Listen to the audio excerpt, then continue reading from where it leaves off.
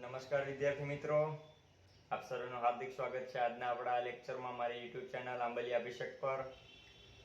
મિત્રો, આજનો lecture chapter number 6 lecture number 9 અને અતિશય મહત્વનો લેક્ચર એટલે ભાષાંતર. આપણે ગયા લેક્ચર નંબર 8માં એક મહત્વના મુદ્દાઓ વિશે ચર્ચા કરી ચૂક્યા અને એક આખી સેન્ટ્રલ ડોગમા પ્રોસેસ જે છે એમના વિશે અભ્યાસ કર્યો. મતલબ કે ડીએનએ પરથી આરએનએ કેમ બને અને આરએનએ પરથી પ્રોટીન કેમ બને. આજના લેક્ચરમાં આપણે એ જ ભણવાનું છે કે આરએનએ પરથી પ્રોટીન કઈ રીતે બને.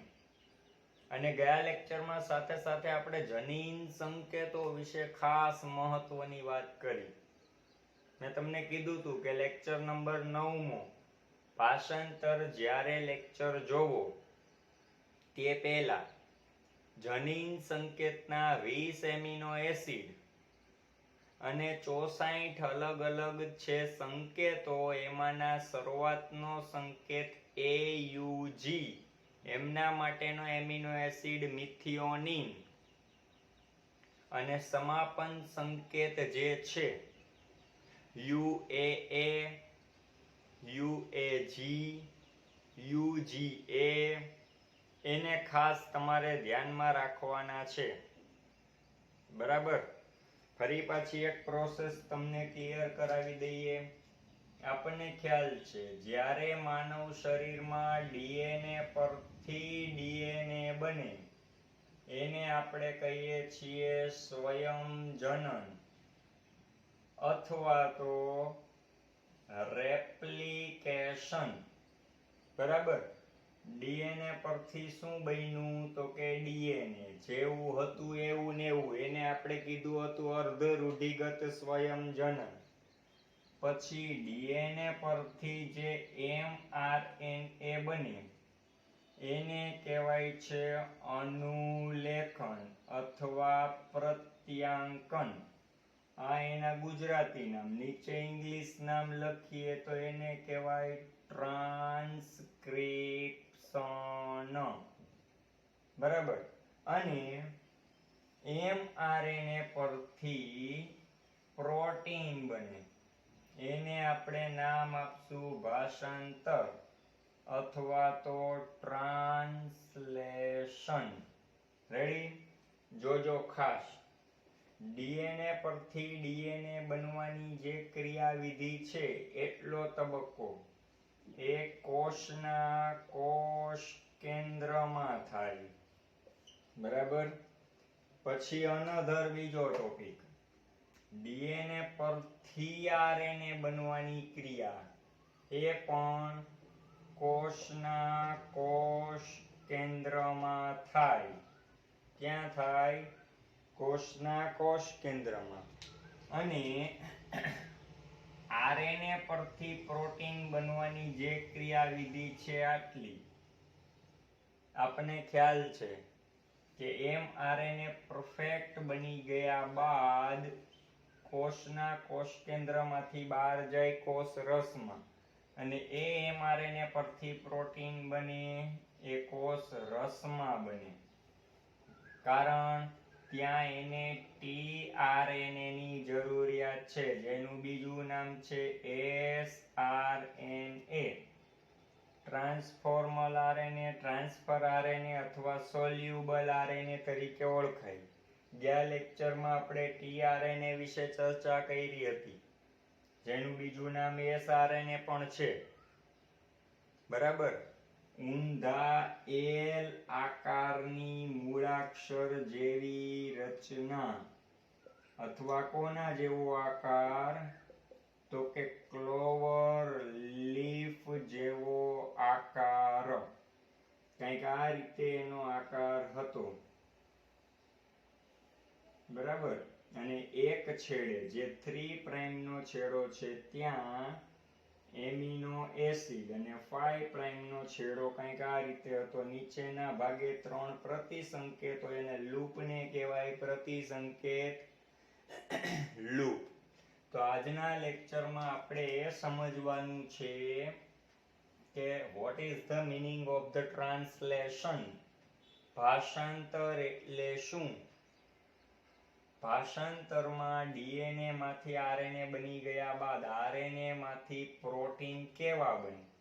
આપણે જાણીએ છીએ એમઆરએનએ પર ચોક્કસ પ્રકારના સંકેતો હોય. બરાબર? તો શરૂ કરીએ ભાષાંતરની ક્રિયાને. જે કેવા સંકેતો હોય તો કે ગયા લેક્ચરમાં આપણે ભણ્યા કુલ 64 સંકેતો હોય. રેડી? ઓકે. અત્યાર સુધીની આ માહિતી આપણે સેન્ટ્રલ ડોગમાની શીખા ફરી પાછી, અને કઈ પ્રક્રિયા ક્યાં થાય એમની ચર્ચા કરી. હવે શું આવે છે તો કે પહેલી વસ્તુ, ભાઈ ડીએનએ જે છે એની બે શૃંખલામાંથી કોઈ એક શૃંખલામાંથી જ આરએનએ બને. દાખલા તરીકે આ 5 પ્રાઇમ 3 પ્રાઇમ 3 પ્રાઇમ 5 પ્રાઇમ, આની એક શૃંખલામાંથી જે આરએનએ બન્યો, આ ડીએનએ છે એમના પરથી એમઆરએનએ બન્યો, એ એક શૃંખલામાંથી બન્યો જેના ઉપર શું હતું તો કે ઘણા બધા સંકેતો છે. બરાબર? ઘણા બધા. એટલે આવા સંકેતો 64 પ્રકારના 3 અંકના સંકેત મુજબ આપણે ભણ્યા એમ જ્યોર્જ ગેમોવ નામના વૈજ્ઞાનિકે આપણને કીધું. હવે આ જે એમઆરએનએ છે એ એમઆરએનએ પર સંકેત સતત ક્રમશઃ હોય છે, વચ્ચે ક્યાંય અવકાશ આવતો નથી, જેથી પ્રોટીન બનવાની ક્રિયા સતત ચાલુ રહે. પહેલો મુદ્દો. બીજો મુદ્દો એ કે પ્રોટીન બનવાની ક્રિયા ત્યાંથી ચાલુ થઈ કે જ્યાંથી પ્રારંભક સંકેત એ યુ જી હોય. કોણ હોય? એયુજી બેવડા કાર્ય કરે. એક મિથિયોનિન માટે સંકેત આપે છે અને એક પ્રારંભક તરીકે કાર્ય કરે છે. આ ઘટના ત્યાં સુધી આગળ ચાલે કે જ્યાં સુધી સમાપક સંકેતો એટલે કે સ્ટોપ કોડોન આવે નહીં. સ્ટોપ કોડોન ક્યાં હતા તો કે ક્યાં હતા? યુએજી, યુજીએ અને યુએએ. આ 3 સ્ટોપ કોડોન આવે ત્યાં સુધી આ 3 અંક આગળ વધતી જાય. બરાબર? સમજી ગયા? આ બીજો મુદ્દો. ત્રીજો મુદ્દો આપણે ધ્યાન રાખવાનું કે આપણે સુકોષ કેન્દ્રીય કોષની રચનામાં સમાવિષ્ટ છીએ, એટલે કે યુકેરિયોટિક. અને યુકેરિયોટિકની અંદર તમે 11મા ધોરણના 8મા ચેપ્ટરને યાદ કરો. શું હતું? કોષને પ્રોટીન બનાવવાની ફેક્ટરી રિબોઝોમ છે, અને સુકોષ કેન્દ્રીય કોષના રિબોઝોમ છે એનો મોટો એકમ 60S, નાનો એકમ 40S જોડાઈને 80 સ્વેડબર્ગ તૈયાર થાય. S એટલે એના એકમ છે સ્વેડબર્ગ. હવે આ જે નાનો એકમ છે એ એમઆરએનએ સાથે જોડાય અને મોટો એકમ છે એ ઉપરના સ્થાને સ્થાયી થાય. ફરી પાછા 3 ક્રમ વંચાય. સંકેત એયુજી છે, સામે પક્ષેથી ટીઆરએનએ એક એમિનો એસિડ સાથે મિથિયોનિન સાથે પ્રતિસંકેત એને બંધ બેસતા લઈને આવશે. સમાનતાનો અર્થ પૂરકતા નથી કે પૂરકતાનો અર્થ સમાનતા નથી. અહીંયા અર્થ કેવો બંધબેસતો. જોઈએ આગળ. શરૂઆત હંમેશને માટે AUG થી થાય. અંત ત્રણમાંથી કોઈ એક સંકેત stop codon UAG, UGA, UAA એવા હોઈ શકે. આ ક્રિયા ક્યાં ચાલે છે? કોષ રસમાં. ભૂલવું નહીં. રેડી? તો હવે કાયદેસર ભાષાંતરની ક્રિયાની શરૂઆત થાય છે. અત્યાર સુધીનું જે મુદ્દો આપણે ભણાવ્યો આ લેક્ચરમાં શરૂ થયો ત્યારથી એના ઉપર ખાસ ફરી પાછું ફોકસ કરી લેવું. હવે તો કે ભાઈ કોષ છે, કોષના કોષ કેન્દ્રમાં DNA પરથી RNA બની ચૂક્યું છે. RNA કોષના કોષ કેન્દ્રમાંથી બહાર ગતિ કરે છે. એ RNA કોષના કોષરસમાં સ્થાયી થાય છે અને એ RNA આપણે જોઈએ તો કંઈક આ પ્રકારનું છે. ચલો, આ એક 5 પ્રાઇમ છે RNA નો અને આ એક 3 પ્રાઇમ છે mRNA નો. કયો RNA? mRNA, messenger RNA. ભાઈ એને મેસેજ આપ્યો કે ભાઈ મારી પાસે આવા આવા સંકેતો છે તો કોઈ ચોક્કસ પ્રકારનો પ્રોટીન પોલીપેપ્ટાઇડ બનાવવાનું છે. હવે આમાં હંમેશને માટે શરૂઆતની પ્રક્રિયા AUG થી જ ચાલુ થાય છે. બરાબર? અહીંયા કોડોન 3 ક્યાં ક્યાં છે? એડિનાઇન, યુરેસિલ, ગુઆનિન. પછીના 3 તમને ગમે એ આપ્યા હોઈ શકે. દાખલા તરીકે યુ, હું અહીંયા લખું છું યુ. બરાબર? પછી લખું છું યુ એ. પછી હું લખી શકું UUC અને અહીંયા લખું UUG. તેમજ સ્ટોપ કોડોન તરીકે આપણે ગમે તે એક લખી શકીએ. બરાબર? ગમે તે એક લખી શકીએ. શરૂઆતમાં AUG અને અંતમાં હંમેશને માટે 3 સ્ટોપ કોડોન. એ 3 સ્ટોપ કોડોન આપણને ખબર છે કયા કયા છે? તો કે UAG, UGA અને UAA. આ 3 માંથી ગમે એક હોઈ શકે. હવે પ્રક્રિયાની શરૂઆત થાય. હમણાં આપણે જોયું 2 પ્રકારના રિબોઝોમ સુકોષ કેન્દ્રીય કોષ પાસે છે.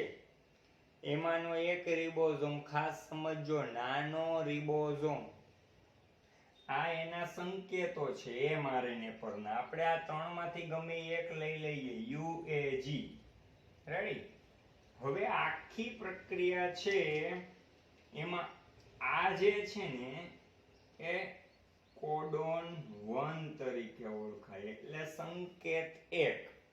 આને કહેવાય કોડોન 2 એટલે સંકેત 2.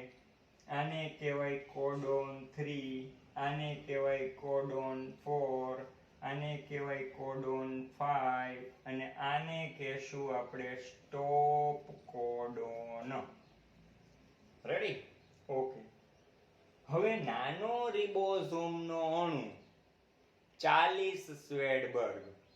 એ અણુ શરૂઆતમાં અહીંયા mRNA સાથે જોડાય છે અને મોટો અણુ એમની ઉપર ફરી પાછો સ્થાયી થાય છે. આ મોટો અણુ. હવે mRNA પરના કોડોનને વાંચવામાં આવે, રીડ કરે કે ભાઈ મારી પાસે એડિનાઇન, યુરેસિલ, ગુઆનિન છે. તો કોઈ એવો tRNA લઈને અહીંયા સ્થાયી કરો કે જેની પાસે એડિનાઇનની સામે યુરેસિલ, યુરેસિલની સામે એડિનાઇન, ગુઆનિનની સામે સાઇટોસિન હોય. કોઈ એવો tRNA લઈને સ્થાપિત કરો કે જેની પાસે શું હોય? પ્રતિસંકેતમાં યુરેસિલ, એડિનાઇન, સાઇટોસિન હોય. અને AUG જો આ સંકેત છે એના ઉપરથી એમિનો એસિડ નક્કી થાય, પ્રતિસંકેત પરથી નહીં. આને કોડોન કહીએ તો આને એન્ટીકોડોન કહેવાય, આને સંકેત કહો તો આને પ્રતિસંકેત કહેવાય. બરાબર? એટલે અહીંયા સંકેત ક્યાં છે? AUG. તો એના માટે એમિનો એસિડ જો કોઈ હોય તો એ પ્રારંભક તરીકે મિથિયોનિન છે.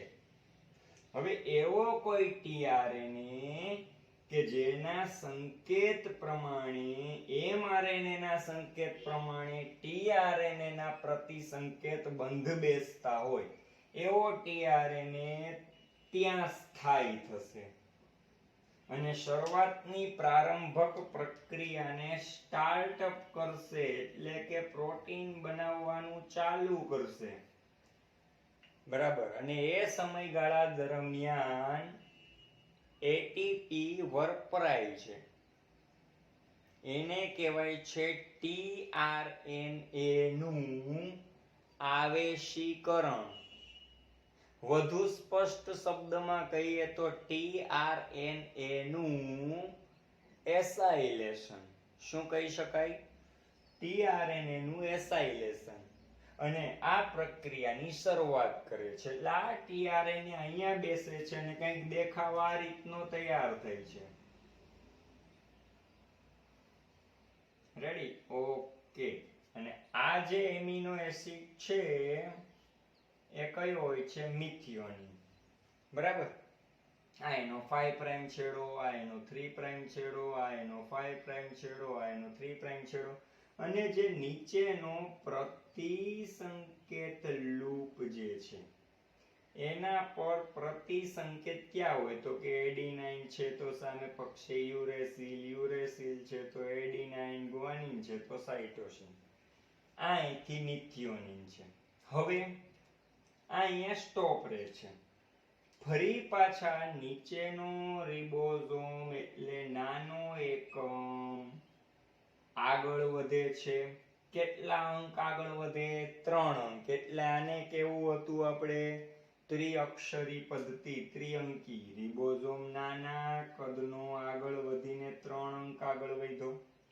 ફરી પાછો મોટા કદનો રિબોઝોમ એની આગળ વધે છે અને ઉપર સ્થાયી થાય છે. જો આ એમનેમ છે.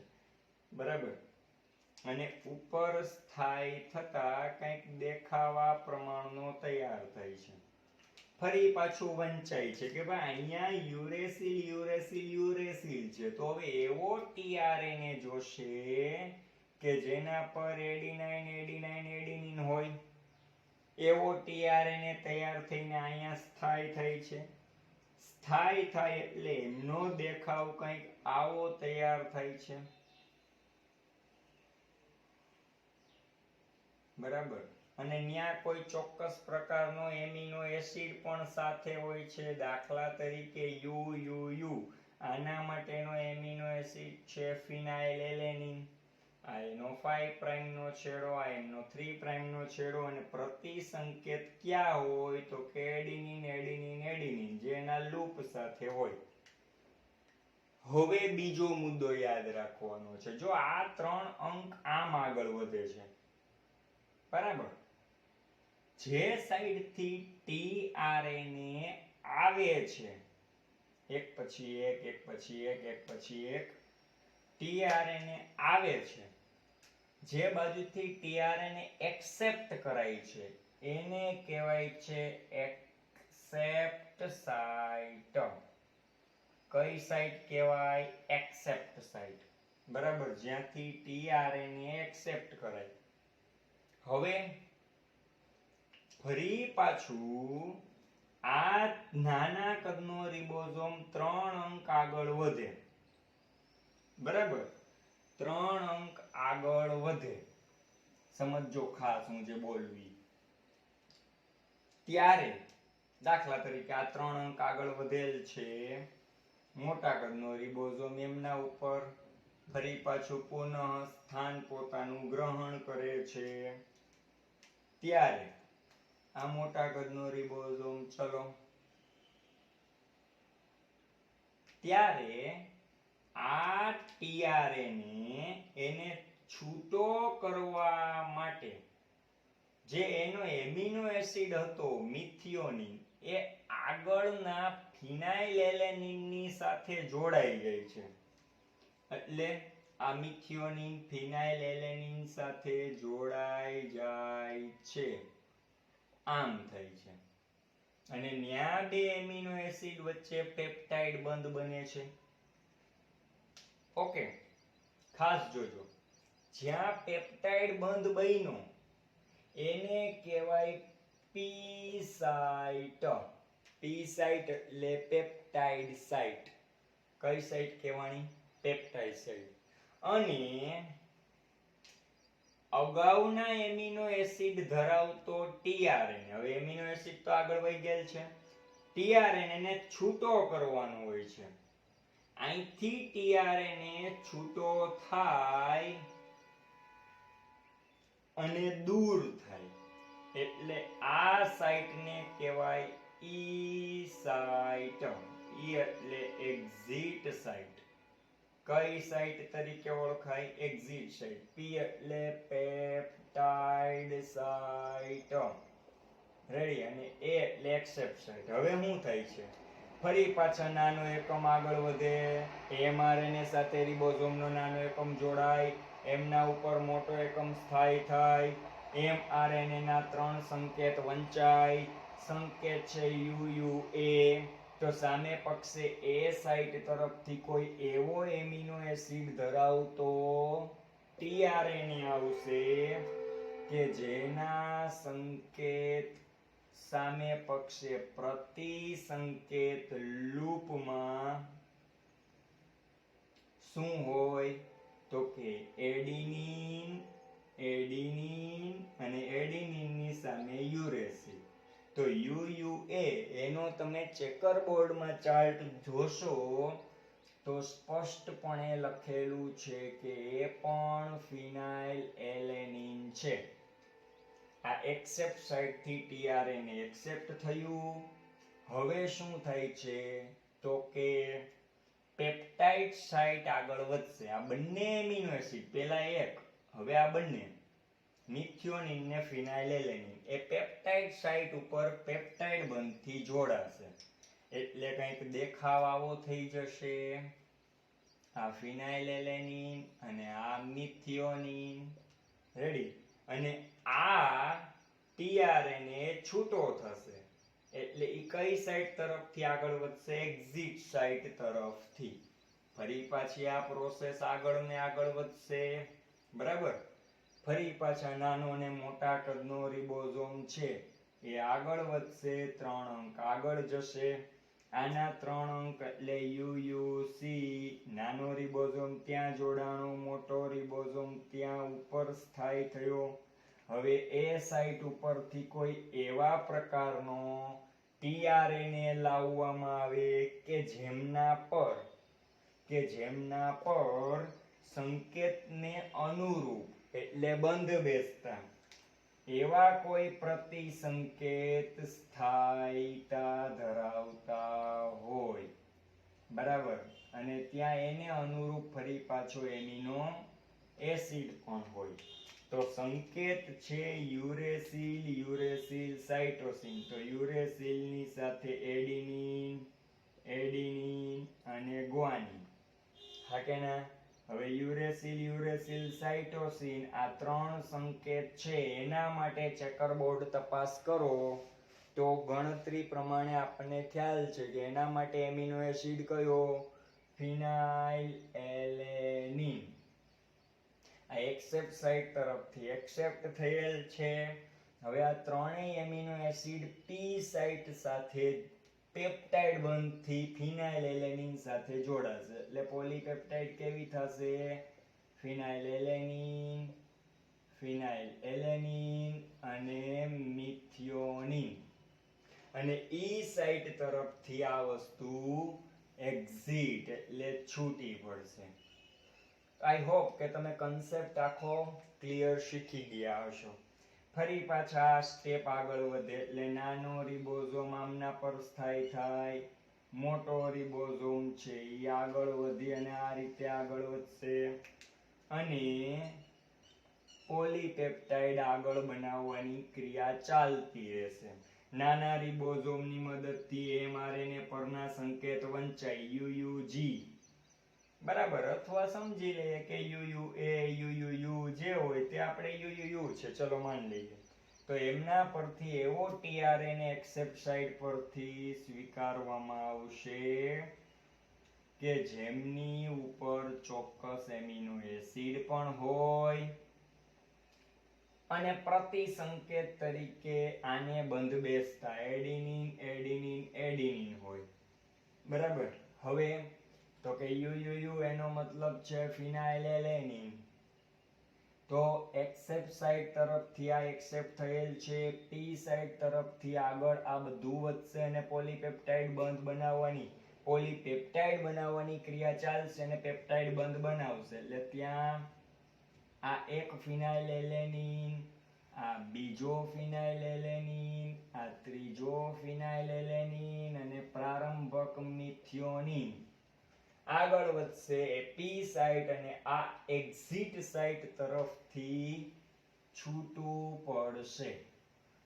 સૌથી અગત્યનો ભાગ જો કોઈ ભજવતું હોય તો એ છે રિબોઝોમ. હવે આ વસ્તુ આગળ વધશે. 3 અંક નાનો રિબોઝોમ ફરી પાછા આગળ વધશે. અત્યાર સુધી તો કોડોનને વાંચતા જતા હતા, ફરી પાછા UAG એવા કોડોનને વંચાતા ખબર પડી કે આ તો સ્ટોપ કોડોન છે. આ કેવા કોડોન છે? સમાપક. તો હવે એટીપી વપરાશે નહીં. જો આને બંધ બેસતા કોઈ એવો tRNA હોતો નથી કે જેની સામે પક્ષે કોઈ ચોક્કસ એમિનો એસિડ હોય, એવું હોતું નથી, બરાબર.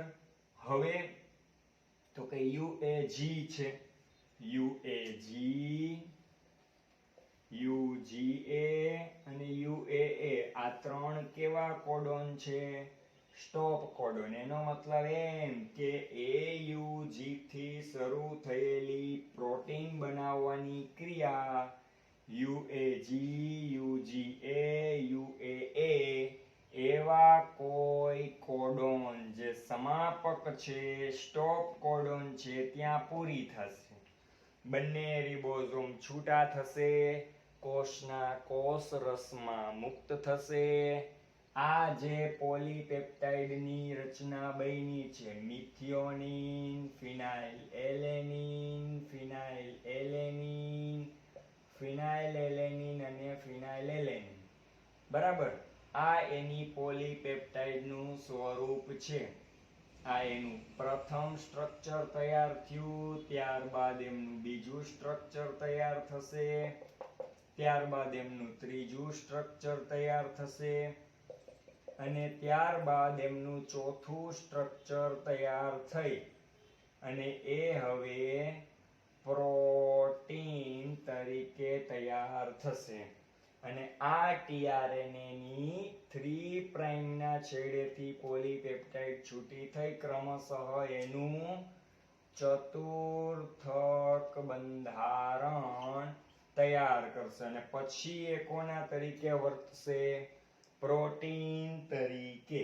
તો આ કંઈક આવી ભાષાંતરની ક્રિયાવિધિ તૈયાર થાય છે, બરાબર. એટલે તમારે ખાસ ધ્યાન રાખવાનું છે કે mRNA ભલે ગમે એવડો હોય પણ એના ઉપરના જે સંકેતો હોય એમાંથી શરૂઆત થાય છે ગમે ત્યાં AUG હોય ત્યાંથી અને અંત થાય છે જ્યાં UAG અથવા તો UGA અથવા તો UAA આ 3 માંથી કોઈ એક કોડોન હોય ત્યાં. શરૂઆત AUG થી અંત આ 3 સમાપકની દ્રષ્ટિકોણથી, બરાબર. તો આ છે ભાષાંતરની ક્રિયા. આપણા માનવ શરીરમાં કોઈ પણ પ્રોટીન હોય, કોઈ પણ પ્રોટીન આ રીતે બને છે. બરાબર. ત્યારબાદ તમારી બુકમાં આવે છે જનીન અભિવ્યક્તિનું નિયમન. દાખલા તરીકે નખ બનાવવા માટે કેરોટીન પ્રોટીન હોય, બરાબર. વાળ છે, કેરોટીન કાઇટિન પ્રોટીન હોય. માંસપેશીઓમાં ઇલાસ્ટિન પ્રોટીન કે કોલેજન પ્રોટીન હોય. રક્તકણ સાથે જોડાયેલું હિમોગ્લોબિન પ્રોટીન હોય, કે ઉત્સેચક પાચન તંત્રથી લઈ અને સેક્સ હોર્મોન્સ, જાતીય અંતઃસ્ત્રાવો સુધીના તમામ અંતઃસ્ત્રાવો it's like a one type of protein. એ પણ મોટા ભાગના પ્રોટીન જ છે. ચાહે કોઈ પણ પ્રોટીન કેમ ન હોય, આપણા શરીરમાં આ જ પ્રકારે પ્રોટીન બને છે. બરાબર. ખ્યાલ આવ્યો કે નહીં? 3 સ્ટેપ આગળ વધતી હોવાથી આને કીધું ત્રિઅંકી પદ્ધતિ. અને ચેકર બોર્ડની મદદથી જ આ વસ્તુ થઈ શકે છે. બરાબર. જેની શોધ, જેના માટેનું મહત્વનું યોગદાન કોણે આપ્યું? એક ભૌતિક શાસ્ત્રી જ્યોર્જ ગેમોવ નામના વૈજ્ઞાનિકે. અને લાસ્ટમાં આપણે ભણીએ તો જનીન અભિવ્યક્તિનું નિયમન. તમારી ટેક્સ્ટ બુકમાં ભાષાંતરનો ટોપિક પૂરો થયા બાદ એક મુદ્દો આવે જનીન અભિવ્યક્તિનું નિયમન. મતલબ શું? એ ના તો કોઈ થિયરિકલ પૂછાઈ શકે એમ છે, ના તો કોઈ MCQ બેઝ એમાંથી છે. પણ એવું કહેવા માંગે છે કે શું માનવ શરીર સતત ને સતત પ્રોટીન બનાવી રાખે છે કે નહીં? એટલે હું હાલ જનીન અભિવ્યક્તિનું નિયમન તમને કરાવતો પણ નથી, કારણ એમાંથી ના તો થિયરિકલ પ્રશ્ન પૂછાઈ શકે એમ છે, ના તો MCQ બેઝ પૂછાઈ શકે એમ છે. પણ હા, એ આપણને એવું સમજાવવા માંગે છે કે ભાઈ શું માનવ શરીરમાં સતત ને સતત પ્રોટીન બનતું જ રહે છે કે નહીં? એના પ્રશ્નનો એક સચોટ અને સરળ જવાબ એ છે કે જો માનવ શરીરમાં સતત પ્રોટીન બનતું રહેતું હોત તો એક પ્રોબ્લેમ એ થાત કે સતત પ્રોટીન બનાવવા માટે DNA પરથી RNA પરથી પ્રોટીન જો બનાવી રાખવું હોય તો મોટા ભાગની શરીરની ઉર્જા એમાં જ વપરાત. અને નથી જરૂર છતાં પણ વધારે પ્રોટીન બની જાત. હવે જેની જરૂર શરીરને છે જ નહીં એ વસ્તુ શરીર શું કામે બનાવશે? એ પણ ઊંચા ઉર્જા ખર્ચીને. બરાબર.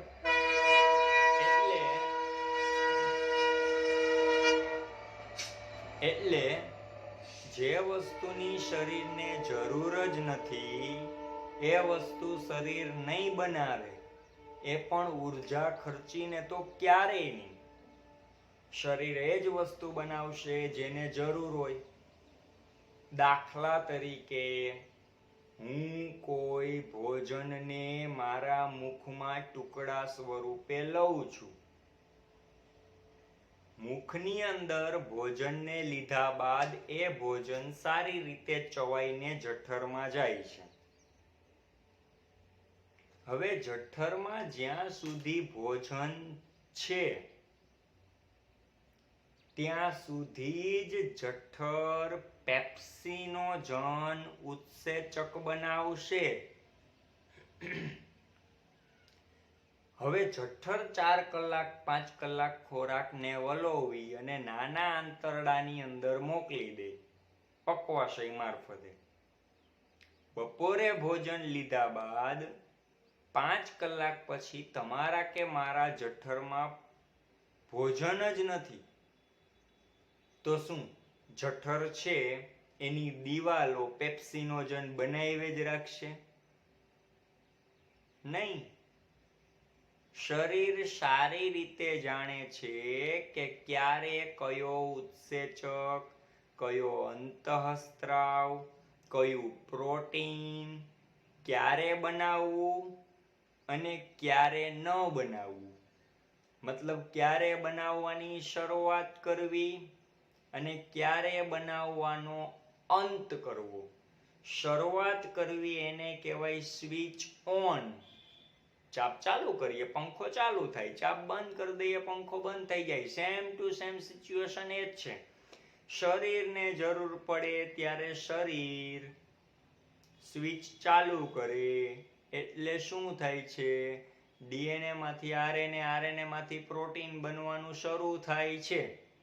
જરૂર હોય એટલું પ્રોટીન બની ગયું એટલે સ્વિચ ઓફ, પ્રોટીન બનવાની ક્રિયા બંધ. જરૂર છે ફરી પાછી ચાલુ, જરૂર નથી એટલે બંધ. આ મુદ્દો સમજાવે છે તમને જનીન અભિવ્યક્તિના નિયમનના ટોપિકમાં. અને એને સારી રીતે સમજવા માટે એના પછીનો મુદ્દો લેક ઓપેરોન એ આપણે હવે પછીના લેક્ચરમાં ભણવાનો થશે. બટ એક વસ્તુ, દાખલા તરીકે હજી એક શોર્ટ એન્ડ સિમ્પલ વસ્તુનો તમને આઈડિયા આપું. તમારે 12મા ધોરણના 13મા ચેપ્ટરમાં એક મુદ્દો આવે છે અનુકૂલનો, બરાબર, એડજસ્ટમેન્ટ. અને એ અનુકૂલનના મુદ્દામાં એક ટોપિક એવો પણ આવે છે ઉત્તુંગતા બીમારી.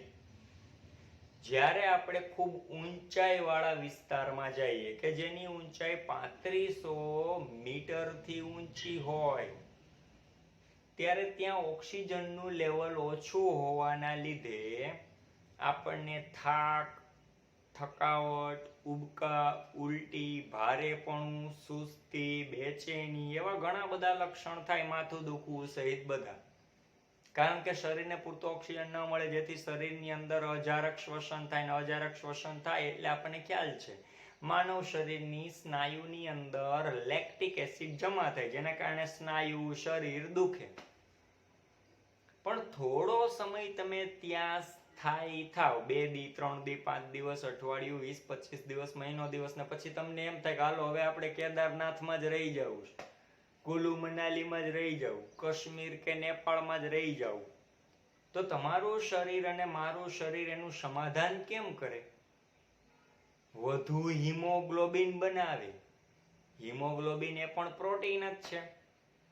તો શરીરને હિમોગ્લોબિનની જરૂર પડી એટલે શરીરે નક્કી કર્યું કે ભાઈ ચલો નક્કી કરેલા ડીએનએ પરથી આરએનએ બનાવો, એ આરએનએ પરથી પ્રોટીન, હિમોગ્લોબિનનું ઉત્પાદન વધારો. Switch on. ગરમી થાય છે તો પંખો ચાલુ કર્યો, પણ ઠંડા પાણીએ નાહી આવ્યા, વરસાદ થયો, આજુબાજુમાં કુલિંગ થઈ ગયું તો પંખો બંધ કર્યો. જરૂર હતી સ્વિચ ઓન, જરૂર નથી switch off. Same to same તમે મેદાન પ્રદેશમાં રહ્યો છો, ઊંચાઈ વાળા વિસ્તારના લોકો જેટલું હિમોગ્લોબિન જરૂર નથી તો સ્વિચ ઓફ રાખી. પણ તમે ને હું જ્યારે ખૂબ ઊંચાઈએ ગયા, હિમોગ્લોબિનની જરૂરિયાત વધી, શરીરમાં નિશ્ચિત જગ્યાએ સ્વિચ ઓન થઈ, ચાલુ થયું, હિમોગ્લોબિનનું પ્રોડક્શન શરીરે કરી લીધું અને જરૂર હતી એટલું કર્યું, પછી પાછી સ્વિચ ઓફ કરી દીધી. That's all. જનીન અભિવ્યક્તિનું નિયમન તમને આ વસ્તુ શીખવે છે કે ભાઈ સતત ને સતત આપણા શરીરમાં ડીએનએ માંથી આરએનએ અને આરએનએ માંથી પ્રોટીન બનતું રહેતું નથી. કેમ કે જરૂરિયાત કરતા વધારાનું પ્રોટીન આપણા માટે નુકસાનકારક છે. ફોર એક્ઝામ્પલ, વધી ગયું પ્રોટીન તો એનો નિકાલ તો કરવો ને. એનો નિકાલ દાખલા તરીકે મૂત્ર દ્વારા કરશે તો એને નામ આપ્યું પ્રોટીન્યુરિયા, એટલે રોગ પણ ઉત્પન્ન થાય. તો શરીર જેને જરૂર નથી શા માટે ઉત્પન્ન કરશે? ને એ પણ ઉર્જાનો ખર્ચ કરીને. શરીર ઉર્જાનો સ્ટોર કરે જેથી કરીને કાલ પરમ દિવસે 2-5 દિવસ પછી નહીં મળે ઉર્જા તો શરીર હેન્ડલ કરી શકે. એટલે હવે શરીરને જરૂર જ નથી તો એવી ઉર્જા શરીર શા માટે બહાર પાડશે, મતલબ કે ખર્ચ કરશે. એટલે જ્યારે જનીન અભિવ્યક્તિનો નિયમન એવું કહે છે, જ્યારે શરીરને જરૂર પડે પ્રોટીનની ત્યારે શરીર સ્વિચ ઓન કરે અને ઉર્જા બનાવવાનું મતલબ પ્રોટીન બનાવવાનું શરૂ કરે, અને જ્યારે જરૂરિયાત નથી ત્યારે પ્રોટીન બનાવવાનું બંધ કરે. આ મુદ્દો આવે છે તમારી ટેક્સ્ટબુક ભાષાંતર પછીનો ટોપિક જનીન અભિવ્યક્તિનું નિયમનમાં. અને એને ફરી પાછો સારી રીતે સમજવા માટે આપણે એક મોસ્ટ આઈએમપી ટૂંકનોંધ જે તમને નીટમાં ખાસ એમસીક્યુ સ્વરૂપે પૂછાઈ શકે એમ છે અને બોર્ડમાં ખાસ ટૂંકનોંધ સ્વરૂપે પૂછાઈ શકે એમ છે એવો ટોપિક એટલે લેક ઓપેરોન. જેકોબ અને મોનાડ નામના વૈજ્ઞાનિકે શોધેલો લેક ઓપેરોન, એનો પ્રયોગ આપણે લેક્ચર નંબર 10 નેક્સ્ટ લેક્ચરમાં અભ્યાસ કરશું. લેક ઓપેરોન, બરાબર? તો ત્યાં સુધી આપણે રાખીએ છીએ. મહાદેવ હર.